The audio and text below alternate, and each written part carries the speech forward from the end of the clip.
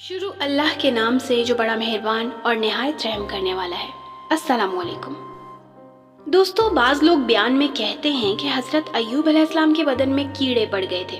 جب کوئی کیڑا ان کے بدن سے گر جاتا تو آپ اس کو اٹھا کر واپس اپنے بدن پر ڈال لیتے اور کہتے کہ تیری روزی میرے بدن میں ہے، تو کیوں جاتا ہے؟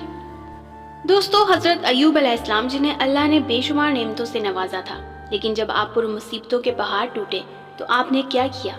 آپ کو ایسی کون سی بیماری ہو گئی تھی کہ لوگ آپ سے دور بھاگنے لگے تھے؟ 18 سالوں تک ایک موذی بیماری میں مبتلا رہ کر بھی اپنی زبان سے اف تک نہ کہنے والے ایک عظیم اور صابر نبی کی داستان۔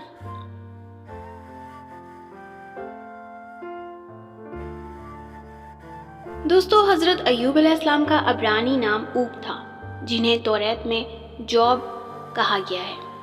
آپ کی پیدائش عرب کے شمال میں بصرہ نامی بستی میں ہوئی تھی۔ حضرت ایوب علیہ السلام کے والد کا نام اموس تھا۔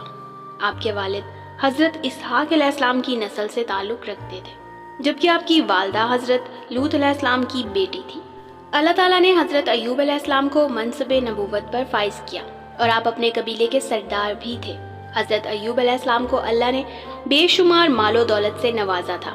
آپ کے مال و مویشیوں کی تعداد ہزاروں میں تھی اور خدمت گار اور نوکر چاکر سینکڑوں میں۔ بے شمار باغات اور کھیت کھلیان آپ کی ملکیت تھے۔ حضرت ایوب علیہ السلام نہایت ہی فیاض اور سخی انسان تھے۔ غریبوں کی امداد، فقراء اور مسکینوں کی مدد، بے کسوں کی دستگیری، بیواؤں اور یتیموں کی کفالت، مظلوموں کی فریاد رسی اور عام لنگر کھلانا آپ کا سب سے پسندیدہ عمل تھا۔ آپ کی بیوی کا نام بی بی رحمہ یا لیا تھا، جو حضرت یوسف علیہ السلام کی بیٹی تھی۔ آپ کے 7 بیٹے اور 3 بیٹیاں تھیں۔ حضرت ایوب علیہ السلام لوگوں کو دین ابراہیم کی تعلیم دیتے اور انہیں شرک و بت پرستی اور برے اعمال سے بچنے کی تلقین کیا کرتے تھے اور آخرت پر ایمان لانے کی دعوت دیا کرتے تھے۔ آپ علیہ السلام ہر وقت اللہ کی عبادت اور شکر گزاری میں مشغول رہتے کہ اللہ نے انہیں اتنی ساری نعمتوں سے نوازا ہے۔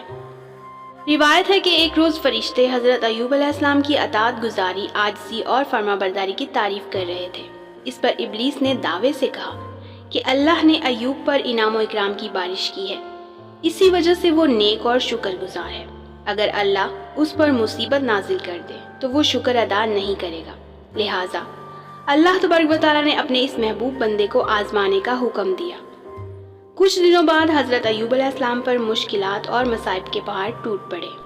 غلے کے گوداموں میں اچانک آگ لگ گئی اور آپ کا سارا مال و اسباب جل کر راکھ ہو گیا۔ اس پر حضرت ایوب علیہ السلام نے صبر کیا اور اللہ کی رضا میں راضی رہے۔ پھر کچھ دن گزرے کہ ڈاکوؤں نے آپ کے غلاموں اور نوکروں کو مار کر آپ کا سارا مال و مویشی لوٹ لیا۔ اب حضرت ایوب علیہ السلام کی کل جمع پونجی برباد ہو چکی تھی، لیکن آپ نے صبر کا دامن تھامے رکھا اور اللہ کے حضور کسی بات کی کوئی شکایت نہ کی۔ پھر ایک دن جب آپ کی اولادیں ایک مکان میں بیٹھی کھانا کھا رہی تھی تو اچانک مکان کی چھت گر گئی اور وہ سب اسی جگہ فوت ہو گئے۔ حضرت ایوب علیہ السلام کے پاس اب نہ مال تھا، نہ مویشی، نہ گھر اور نہ ہی اولاد۔ خوشحالی کی ایک بھی علامت باقی نہ رہی۔ پے در پہ تباہی اور ایسے واقعات سے لوگ حواس کھو بیٹھے، لیکن حضرت ایوب علیہ السلام کی روشن پیشانی پر ایک شکن تک نہ آئی۔ حضرت ایوب علیہ السلام کے گھر کے باہر آپ کے پیروکاروں اور قوم کے لوگوں کا ہجوم اکٹھا ہو گیا اور سب حضرت ایوب علیہ السلام کے اس خستہ حالی اور مصائب پر گریہ زاری کرنے لگے۔ تب حضرت ایوب علیہ السلام نے فرمایا کہ میں اپنی ماں کے پیٹ سے برہنہ پیدا ہوا تھا اور برہنہ ہی اس دنیا سے جاؤں گا۔ یا اللہ، آپ نے مجھے یہ سب کچھ دیا تھا اور آپ نے ہی اپنی امانت واپس لے لی۔ حضرت ایوب علیہ السلام کا سب کچھ ختم ہو گیا تھا، مگر اب بھی مزید سخت آزمائش سے گزرنا باقی تھا۔ کچھ دن بعد حضرت ایوب علیہ السلام نے اپنے بدن میں خارش محسوس کی۔ آہستہ آہستہ یہ خارش ایک موذی بیماری میں بدل گئی۔ آپ کے پیروں کے تلوؤں سے لے کر سر کی کھال تک سارے جسم پر تکلیف دہ بڑے بڑے پھوڑے نکل آئے، جن میں ٹیسیں اٹھتی تھی، جس کی وجہ سے آپ درد سے بے چین ہو جاتے تھے۔ آپ راکھ پر بیٹھے رہتے اور راکھ جسم پر ڈالتے رہتے تھے۔ اس موذی بیماری کو دیکھ کر حضرت ایوب علیہ السلام کے عزیز و اقارب اور رشتہ داروں نے آپ سے قطع تعلق کر لیا تھا۔ لوگ آپ سے الگ ہو گئے اور آپ کے پاس آنا جانا بند کر دیا۔ اس مشکل وقت میں صرف آپ کی اہلیہ آپ کے ساتھ رہی۔ آپ کی زوجہ محترمہ بیمار شوہر کی تیمارداری میں کوئی کسر نہ چھوڑی، محنت مزدوری کر کے اخراجات پورے کرتی رہیں اور حضرت ایوب علیہ السلام کی خدمت میں لگی رہی۔ لیکن مرض دن بدن بڑھتا چلا گیا۔ اسی دوران ایک دن شیطان ایک طبیب کی شکل میں حضرت ایوب علیہ السلام کی بیوی کو ملا۔ انہوں نے اسے طبیب سمجھ کر علاج کی درخواست کی تو شیطان نے کہا کہ میں ان کا علاج کر دوں گا، لیکن اس شرط پر کہ اگر ان کو شفا ہو جائے تو یوں کہہ دیں کہ تو نے شفا دی، میں اور کوئی نذرانہ نہیں چاہتا۔ حضرت ایوب علیہ السلام کی بیوی نے آپ کو اس طبیب کے متعلق بتایا تو حضرت ایوب علیہ السلام نے فرمایا وہ تو شیطان تھا، میں عہد کرتا ہوں کہ اگر اللہ مجھ کو شفا دے تو میں تجھ کو 100 کمچیاں ماروں گا، کیونکہ تو اس کی باتوں میں آ گئی۔ حضرت ایوب علیہ السلام کو بہت رنج ہوا کہ میری بیماری کی وجہ سے شیطان کا یہاں تک حوصلہ بڑھ گیا کہ اس نے میری ہی بیوی سے ایسے کفریہ کلمات کہلوانا چاہے جو کفر و شرک کے الفاظ ہیں۔ اسی طرح وقت گزرتا رہا اور آپ کی تکلیف بڑھتی چلی گئی۔ جسم کا کوئی بھی حصہ پھوڑوں سے محفوظ نہ رہا۔ حضرت ایوب علیہ السلام شہر کے ایک ویران کونے میں جا بسے۔ اس مشکل وقت میں بھی آپ ہر وقت اللہ کی عبادت اور شکر ادا کرتے اور ہر وقت زبان پر اللہ کا نام ہوتا۔ اب تکلیف اتنی زیادہ بڑھ گئی کہ آپ کا گوشت جسم سے جڑ چکا تھا اور صرف ہڈیاں اور پٹھے رہ گئے تھے۔ ایک دن آپ کی بیوی نے کہا کہ آپ اللہ سے دعا کریں تو اللہ اس بیماری سے آپ کو ضرور نجات دلوائے گا۔ آپ علیہ السلام نے جواب دیا کہ اللہ نے 70 سال تک مجھے صحیح و سلامت رکھا، اب کم از کم 70 سال تک تو میں صبر کر لوں۔ یہ سن کر آپ کی بیوی خاموش ہو گئی اور رونے لگی۔ ایک دن کا واقعہ ہے کہ حضرت ایوب علیہ السلام کے بھائی ان سے ملنے آئے اور دور کھڑے ہو کر کہا کہ اگر آپ کے اندر کوئی بھلائی ہوتی تو اس طرح بیماریوں میں مبتلا نہ ہوتے، جس پر حضرت ایوب علیہ السلام بہت غمزدہ ہوئے۔ روایتوں کے مطابق حضرت ایوب علیہ السلام اس بیماری میں 18 سال تک تکلیف جھیلتے رہے۔ ایک قول کے مطابق 3 سال اور ایک قول کے مطابق 7 سال۔